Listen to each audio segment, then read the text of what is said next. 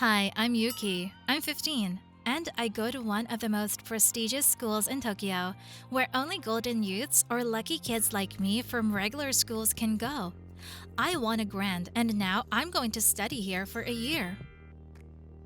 I've already told you about my first impressions of this school, and about the handsome Haruto, who I'm really into. In the description of the video, there'll be a link to that story. Watch it, it's very interesting. And now, subscribe to the channel and click on the bell and you'll be the first to know about new stories on the channel. In short, this school, like everywhere else, has its leaders. It's Sawada, the leader among the Golden Boys, who my friend Mao recently ran into. The unpleasant incident with this guy helped me look at Haruto differently. He's also a classmate of mine, handsome as a movie star, and unavailable as a Tokyo TV tower. This guy stood up for Mao, which came as a shock to the whole school. After all, who are Mao and I? Just pale shadows, inconspicuous, uninteresting to anyone. But now Haruto's attention to me has created a new problem. Misaki, the girl has been giving me a hard time ever since that day in the cafeteria. Misaki is the queen of the school, and no one dares to conflict with her. One day in the classroom, she came at me and pressed me against the wall, whispering in my ear that I shouldn't even look in Haruto's direction. I didn't say anything at that moment, but I protested inside. I need to become more confident enough to fight back against people like Misaki. I decided, yes, I'm poor and I don't have powerful parents, but I'm human too. And I'll make them respect me. So I started with boxing. The school has a lot of different classes, and everyone can do what they want. I want to learn how to take a punch, and if I have to, how to fight back powerfully. That's what I told the boxing coach, who couldn't understand what such a fragile girl would be doing in the ring. After classes, I ran to the gym and worked up a sweat there. One day, I ran into Haruto in the hallway. It turned out he was taking kendo classes. It's a technique similar to fencing, but with a very different philosophy. And the other day, when I looked into the kendo training room, I understood why Sawada had backed out in the canteen the other day and didn't want to argue with Haruto. They had a sword fight, Haruto and Sawada, and Haruto defeated him with ease. Wow, I thought, so Haruto is a fighter just like me. What are you doing here, mouse? I heard a familiar whisper behind me. Misaki was holding water and fruit. Probably waiting for Haruto. She brings him lunch in the cafeteria and snacks here. So much for the school queen. I lowered my head and took a step back. I kicked the pair with anger and thought the moment will come and I will make Misaki apologize for all the hurtful words, even with a powerful hook. The next day, the class announced a report contest on the topic Protecting the Environment in the Metropolis. The prize for the most original ideas was a week at a camp in a French village, where you could lose your head in the beauty of the alpine scenery, plus, of course, learning French. I got excited about the idea. It was my chance to see something new in this life. And I began to prepare my report. Work took all my strength. I even missed a few boxing trainings. And in a week, I presented my report. A big hall, serious jury. I was shocked to see Haruto among the presenters. It turned out he was participating for the third year in a row, and that year he won. I was the last one to speak. I was terribly nervous. Mao texted me with words of support.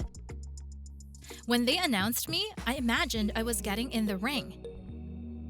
And this was my decisive fight. I don't remember how I spoke, but the sound of applause deafened me. Yes, I won. Haruto came up to me, hugged me, and whispered, "Congratulations." And now I'm here in France. I flew in yesterday. I have a luxurious room overlooking the lake. I still can't believe that all this is happening to me. I met all kinds of interesting people here. guys and girls from America, Canada, and Italy all on the same page. This week flew by like one day. And then my last night here. I'm sitting on a bench near the camp, looking at the stars, and all of a sudden, hello? Haruto appeared beside me as if by magic. It turned out that his father would be giving the closing speech at the camp tomorrow, and he came along. He also wanted to see how you were doing. Haruto sat down next to me. My heart was beating so loudly that I was afraid Haruto would hear it. He and I chatted until almost morning. I shared my impressions, and Haruto smiled and nodded back. He told me that, like Dad, he wanted to be an environmentalist too. Haruto's eyes sparkled as he shared his thoughts with me. I wanted to show my support somehow, so I took his hand. Haruto didn't let go of me all day. We ate breakfast together, he helped me pack. Then a farewell party. We smiled and danced and joked. And at night, the flight home, Haruto switched seats with another passenger to sit next to me. And in the morning at the airport in Tokyo, we had to part ways. A cab was waiting for me. Haruto and Dad were picked up by their private driver in a black Honda. Thank you, Haruto, for supporting me. I really appreciated that. I tried to smile, but I felt sad. Next semester, a trip to England will be raffled off. And there can be a few winners. The topic is different, but I'm sure you can surprise the jury. Haruto held my hand gently. I'll participate. We'll win together. What do you say, Yuki? Oh, so that's it. I've grown wings behind my back. We'll go together with Haruto. I jumped on the spot. I wanted to squeal with happiness, me and Haruto. But that's our secret for now, okay? Haruto kissed my forehead, and a second later, the black Honda and its passengers disappeared around the corner. I felt butterflies inside me. Did Haruto really like me? He'd come to France to see me and offered to participate in the contest together. Or was it only my imagination? Am I just a friend to him?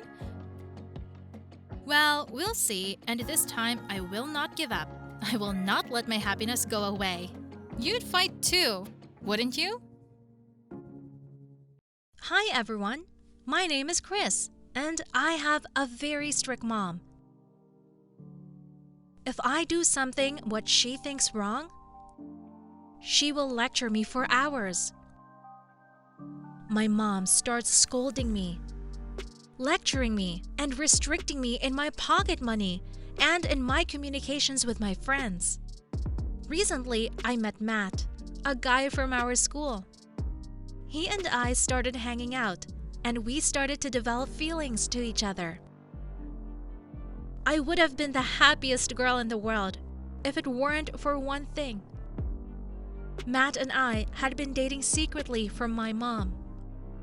If she had found out the truth, she would be furious. One night, when my mom left to play poker with the neighbors, I invited Matt over to my house. He brought a whole bucket of ice cream with him. It was very unusual to see a guy in my room. We decided to watch a horror movie and made ourselves comfortable on the couch and turned off the lights. The movie was very scary. I kept shuddering with fear, and Matt was hugging me so I wouldn't be scared. But the moment he picked up the ice cream bucket and started to open it, a scary monster appeared on the screen, and I jumped, flipping the contents of the bucket over to Matt. The melted ice cream spilled all over his pants and t-shirt, and even onto the couch. Matt had to take off all his dirty clothes, leaving him in just his underwear. I threw his clothes in the washing machine and washed the couch with the detergent. Suddenly, I heard someone walking around the house. Soon, heavy footsteps sounded at my door. It was too late to ask Matt to run out the window. I quickly opened my closet door and waved to my boyfriend to hide in there with a bucket of leftover ice cream. I quickly covered the stain on the couch with a soft toy and sat down next to it. As soon as the closet door closed, my mother walked into the room. As always, without knocking. Mom immediately looked around carefully. "Honey, who are you talking to on the phone? And why did you turn off the lights in your room?" Mom began to carefully look around my room. She sniffled, not understanding where the sweet smell of vanilla ice cream was coming from. I was really scared. If Mom found Matt, I couldn't bear to think what would happen. I pulled myself together and I told her that I was watching a movie and she'd probably heard the voices of the actors. Mom suspected something. She peeked behind the curtains, then looked under the bed and went over to the closet. Her hand had already touched the door, but I cried out loudly, "Mom, let's watch a movie together." I jumped up and ran over to her. Grabbing her hand, I took her to the couch and sitting her down, turned off the lights and turned on the movie. After sitting on the couch for a few minutes, Mom grimaced. "Why is your couch so wet?" She quickly got up from her seat and looked at the stain. I muttered under my breath that it was ice cream. My mother grimaced incredulously. She demanded to see the label. I bit my lip in confusion and glanced casually at the closet.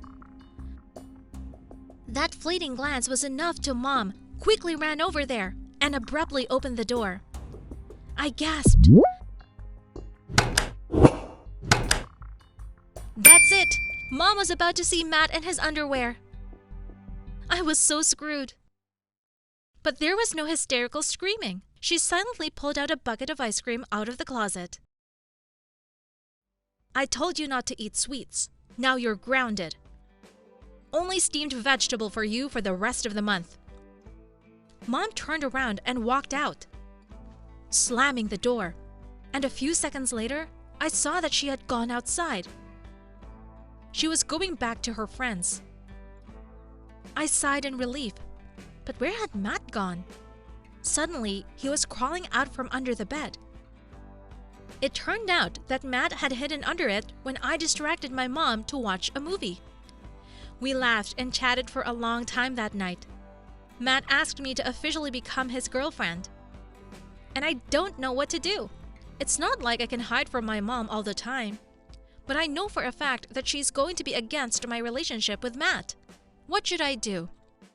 Write in the comments, please.